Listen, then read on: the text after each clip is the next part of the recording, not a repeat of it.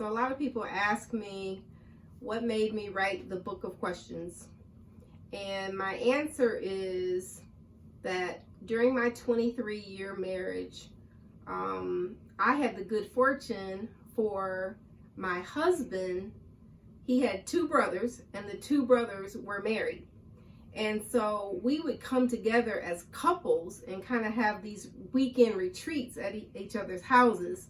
And we would use this book. I won't name the book, but we would use this book that was full of questions, and we would do it repeatedly. Bruce and I would use the book on the travel to Columbus, Ohio, and on the travel to Atlanta, Georgia, where his two brothers lived, and their wives. And we would have great discussions using this book of questions. Well, anyway, we used it so often until we were like, okay, we've done all those questions. So I said, I am going to write my own book of questions. So I started keeping a notepad with questions in it and writing the questions in it. You know, it was in my kitchen. And so every time I would think of a new interesting question, I'd write it. Well, as my life plan continued to go on, my mother developed dementia. And I at first took care of her in her home, but then as the dementia progressed over the years, she finally came to live with us. So when she came to live with us, my children were 9 and 12 years old.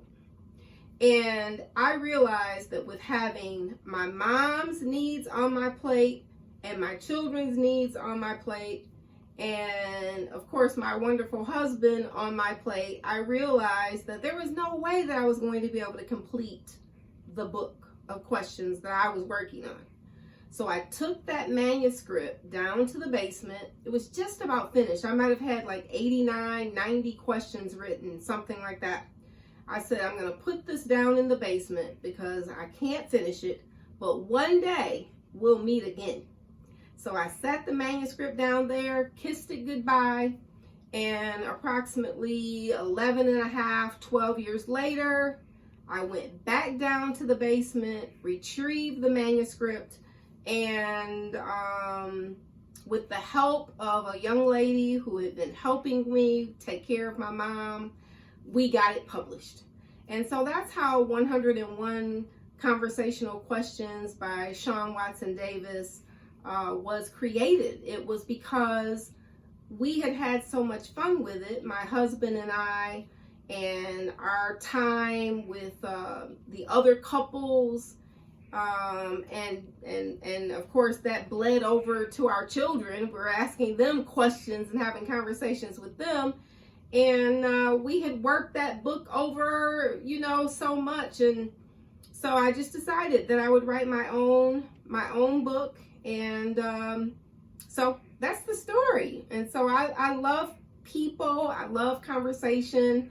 I'm friendly, and I just enjoy posing questions and having basically more in-depth conversations with people, getting beyond the normal everyday, how are you doing? How's the weather? How are your children?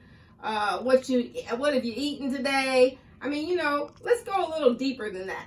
And so that's exactly what 101 Conversational Questions does. So many of you have purchased the book. I encourage those who haven't yet done that. I encourage you to do so and implement it into your life, you know, and just have fun growing closer through conversation. Thank you so much.